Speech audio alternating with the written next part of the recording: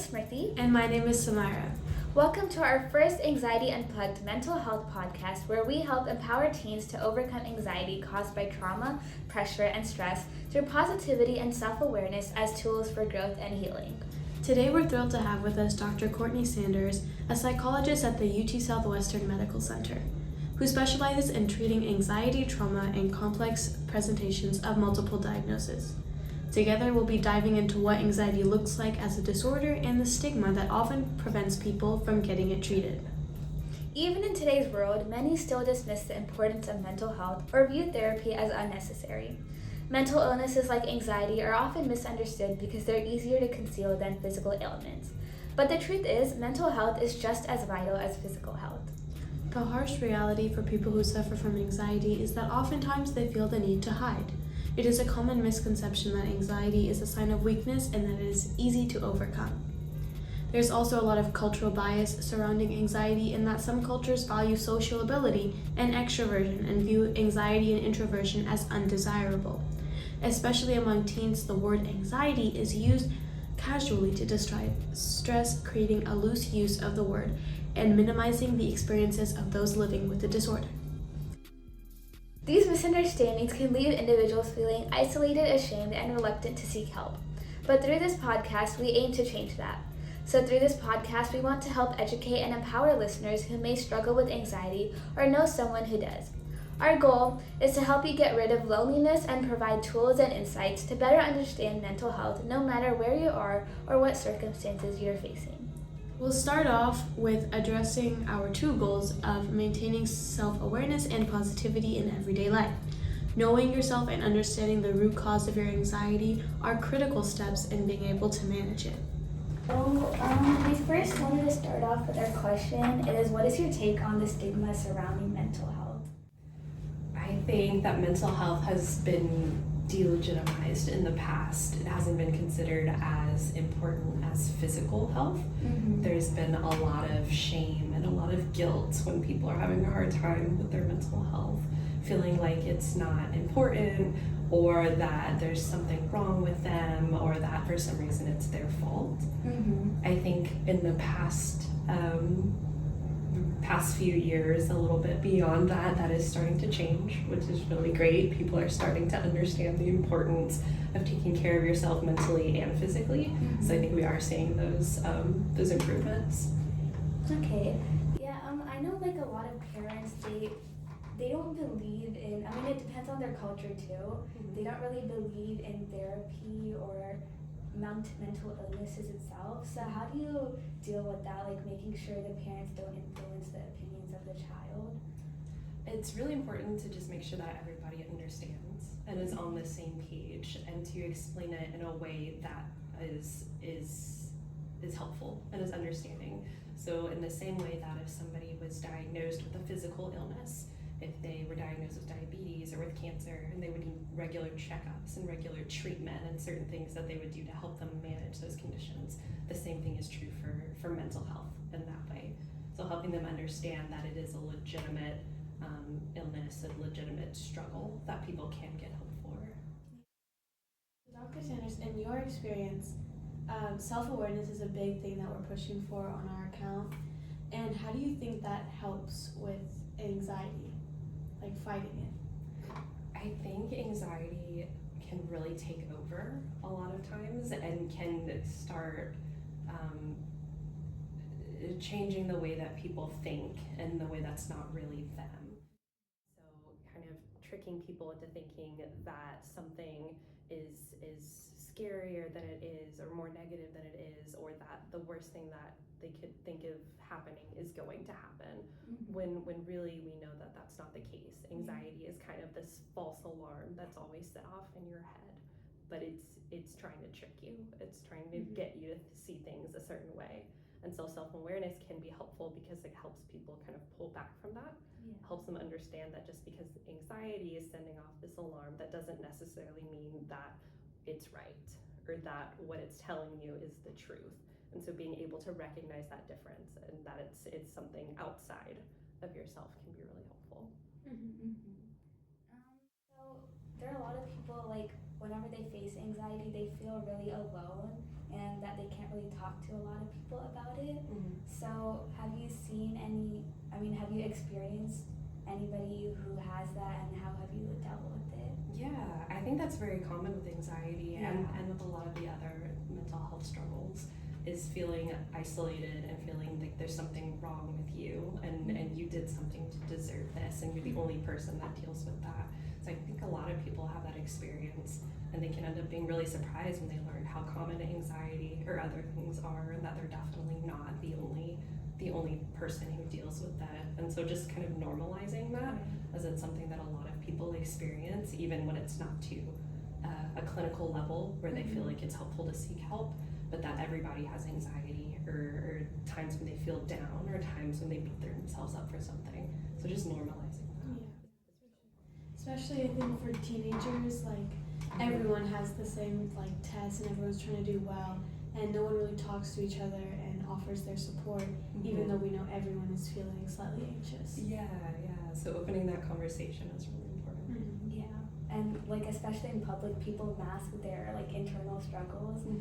That's why like some people, I've heard some people will be like, I've never met a person that struggles with anxiety or depression, but they wouldn't really know because the other person never actually opens up about their mental health struggles. Right. So yeah, it's hard to see unless you talk about it. Yeah, that's true. So positivity, right? Positivity is really helpful to, again, take a step back and pull back from anxiety, but also a lot of other mental health conditions. So I wanted to ask you, how can like changing your mindset to be more positive, just like passively all the time, if you're facing challenges with a positive mindset, how can that help you prevent mental health problems? Yeah. So a lot of different therapies do focus on that, changing your mindset and your way of thinking, kind of like I mentioned with anxiety being that kind of false alarm that's constantly going off when maybe you don't need it to. Changing your mindset is kind of learning how to kind of rewire that alarm, how to kind of lessen the sensitivity of it going off, how to respond to it in a way that is going to be helpful for you, and how to kind of see when maybe you can learn to let it go. Maybe the alarm is going off in your mind, but you're able to acknowledge that and not pay attention to it and still kind of keep living your life the way you want to live it. Yeah, I think that's really interesting. Anxiety is a false alarm, and I don't think many people understand that. Especially with like for teens, like applying for colleges, everyone's like, if I don't do this one thing, then my whole life will end. And it's like, there's a lot of people who don't do that one thing and they're still fine and they can find happiness other ways. They don't necessarily have to do that one thing. And I think it has a lot to do with anxiety, just like pushing down on them and telling them over and over again, like, if you don't do this, everything will shut down and the world will stop. Right. So exactly like that, learning how to take a step back and being like, even if I don't do these things the way I feel like I should, or the way that's going to be most helpful for me, even if things don't go the way they want them, the way I might want them to go, I'm still going to be okay. I can still make it through this. Yeah, I think a lot of anxiety is driven by, trauma is one thing, but also like peer pressure, especially in teens today. So yeah, I think that's like a really good take on the issue. I also wanted to talk about sometimes people might not have reason to feel the anxiety. Do you have a lot of patients that come into the clinic that feel that way? They feel anxiety, but they don't really have a reason for it. Yeah, that can happen for a lot of different reasons. We know mental health is complex, so there could be environmental things that can make you feel anxious, like a big test or college application deadline coming up, or there could be a genetic component to it, the way you grow up, the way you observe the people around you. There could be a lack of awareness, so maybe there is something going on that is making you feel anxious, either externally or inside yourself, like a certain thought pattern that you might have fallen into that you're not aware of.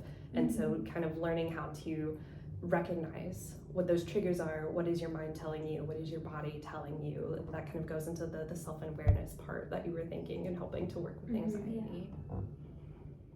If we go back to positivity, there's a lot of people who like take the phrase like they take advice from people like to see things through a positive lens, and they do it too much or like to a bad extent where they're just like they're completely blowing it out of proportion and they're making it almost like everything too positive.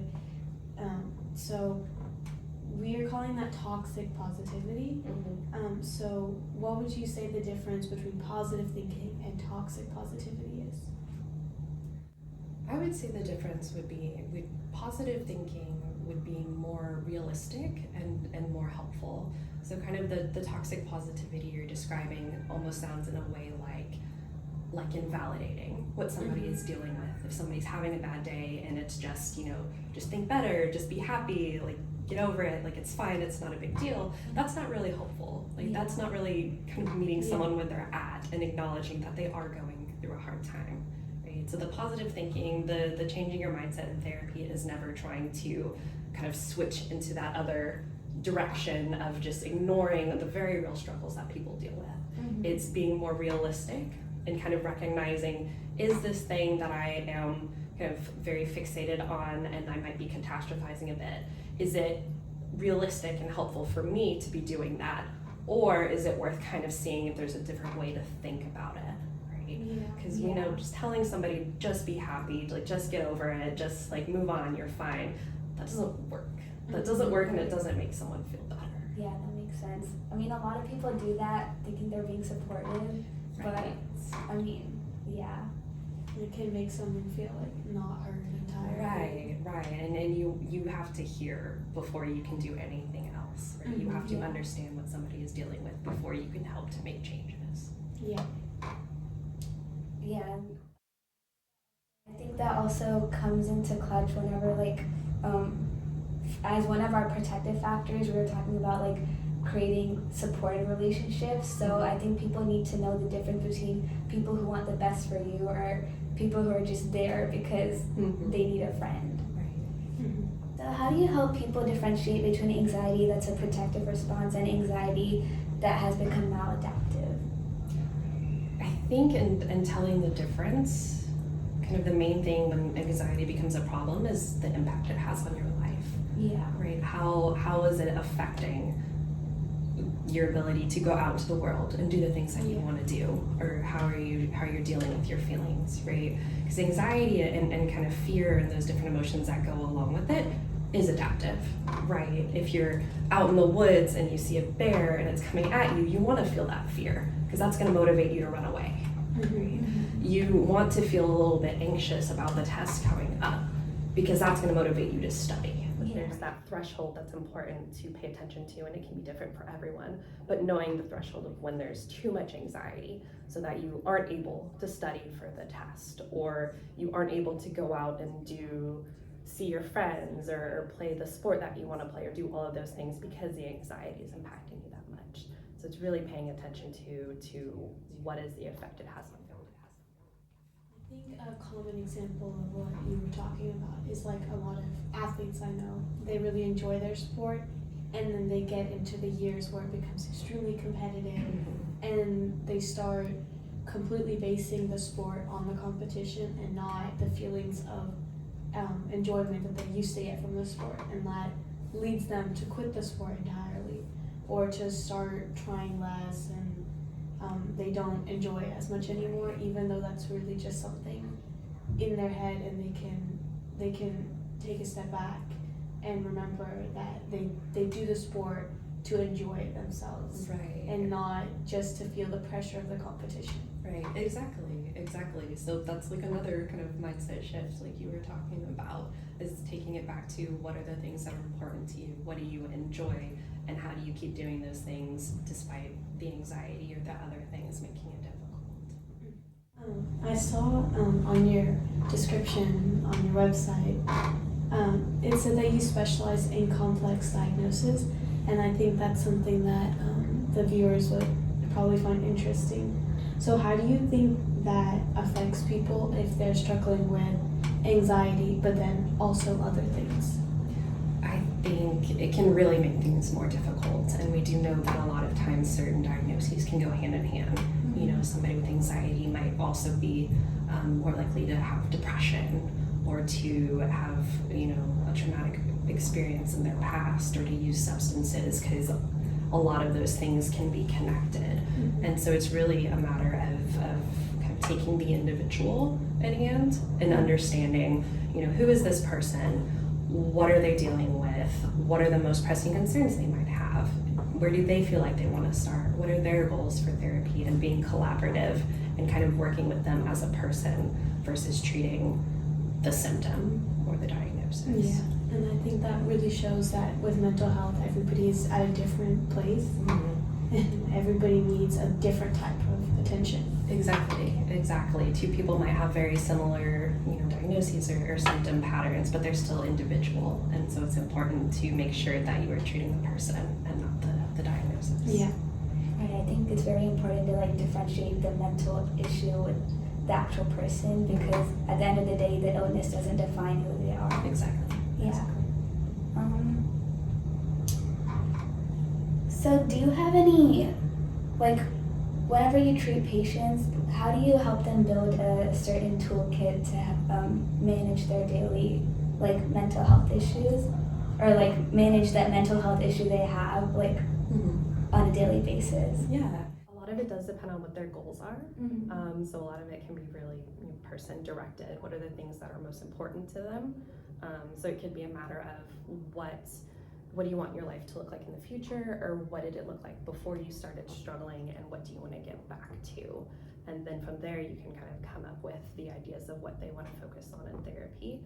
And there's, you know, certain therapy modalities and techniques that can be used that are designed to help, you know, change unhelpful thinking patterns, or help the body relax when, you know, they're feeling anxiety or having a panic attack, or help process traumatic events or other difficult experiences in their life. So it's really just kind of collaborative, I think, is the most important part. Right.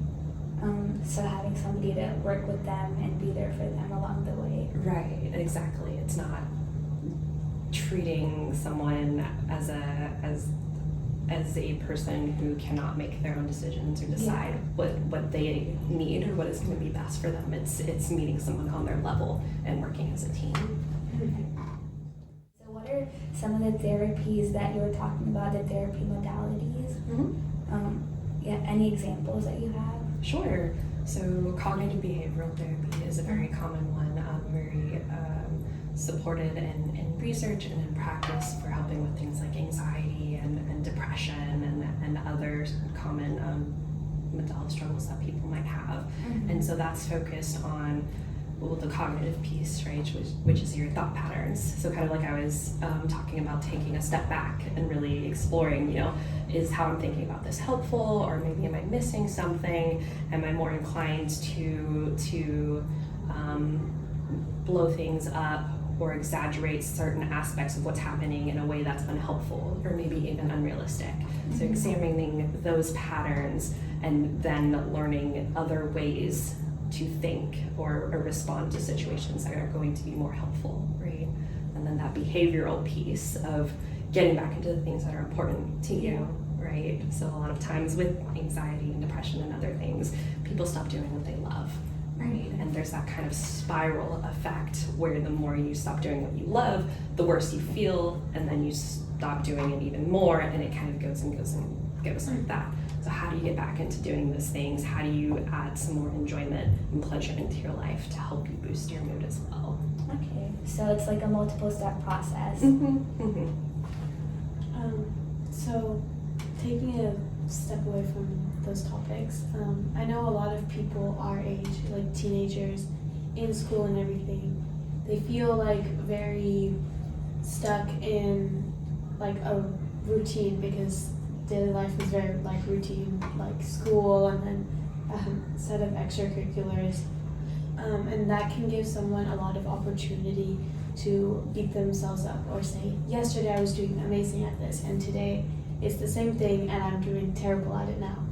So how do you How do you suggest teenagers combat that just on a day-to-day level, just comparing their performances from when they were feeling really good to when they're feeling down? I think a lot of it goes back to that mindset piece of really exploring how you're talking to yourself and what you're saying. You know, if you had a rough day at school and maybe you failed a test and your first response is, you know, I'm incredibly dumb, right? I'm never gonna succeed at what I want to succeed in life. I just don't have what it takes.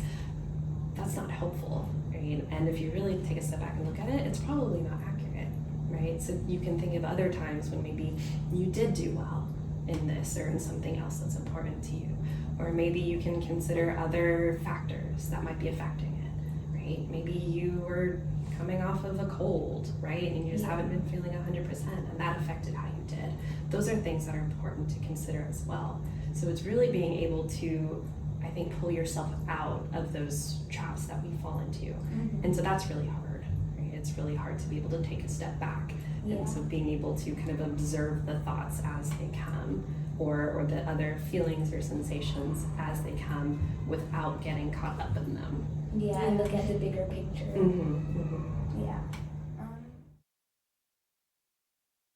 It's an issue because a lot of people, like, they get stuck on that just one moment and they don't really think about all the other achievements they might have made. Yeah. So it just it affects how they think about themselves and the situation. So talking about achievements, in a world that often prioritizes external success, how do you stop people from just completely basing their self-worth on what they're doing in terms of their achievements?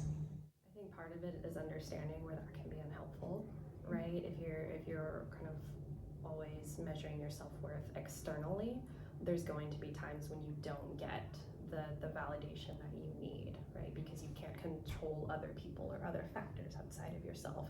So there's always going to be something missing. And then once that's able to be understood, it's really going back to your own values and what are important to you, right? What are the things that matter most, be it, you know, family or fun or certain hobbies or certain qualities that you really like about yourself. What means the most to you and how do you do more of that? And once you're living the life that you want to live, you're doing the things that are important to you, that self-worth is going to go up. It's going to go up in a way that's more natural and more helpful to you than when you're looking for external things. Yeah. And I think that's really important for people to remember that, like, the goal of your life is to live the life the way you want to live it, right? Not live based on what other people think is the best way to live your life. Like, if your parents want you to just go into a specific career pathway, but you really enjoy something else, I think it's important for people to understand that for yourself to be happy, it's important for you to prioritize what you do like. So, and prioritizing your internal needs rather than fulfilling unhealthy desires that you have. Absolutely. Yeah. I think one of the main questions we had, we should have probably asked at the beginning, what made you want to become a psychologist? That is a tough question. I think there's a few different things. I think wanting to understand people and wanting to help people and seeing how mental health, when people are struggling, how that affects your life, how it is as important as physical health, but maybe hasn't been treated with that same understanding in the past, but seeing it, everywhere. You can see it out just in the world or on TV or maybe with family or friends or people in your life, and it being very, very real and a lot of times very misunderstood and very not given the attention it deserves, right? So a lot of people do go without the help that they need and continue to struggle, maybe because of stigma or a lack of understanding or just not having the resources to help people. That makes sense. And I think it's not only the person that's struggling with the mental health that needs to learn about it, it's the people around them that need to be able to help them, because at the end of the day, that's their support system. Exactly. So. It's everyone. It's everyone who needs to understand. And then I had a question about something you said earlier.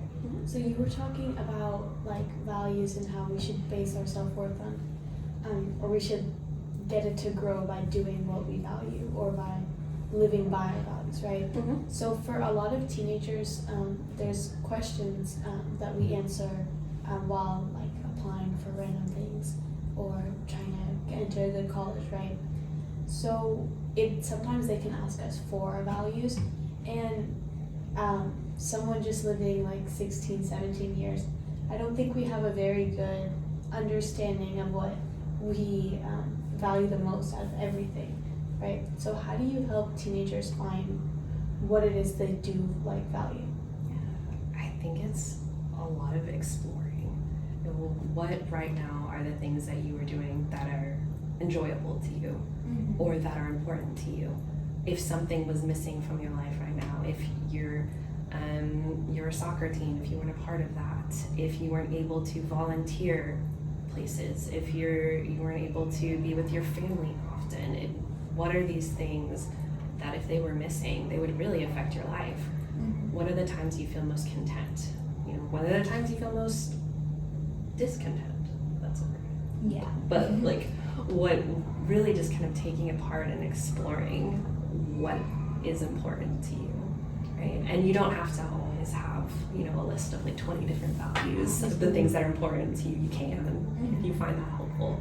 Maybe it's just, a few things, right? And so you come up with ideas of how you can live those values. And maybe you learn more values along the way, right? Or engage in other activities that you think might be related, and you take something else from that. So it's really just kind of trying different things, I think, especially as a teenager, trying to figure out what you like and what you don't like.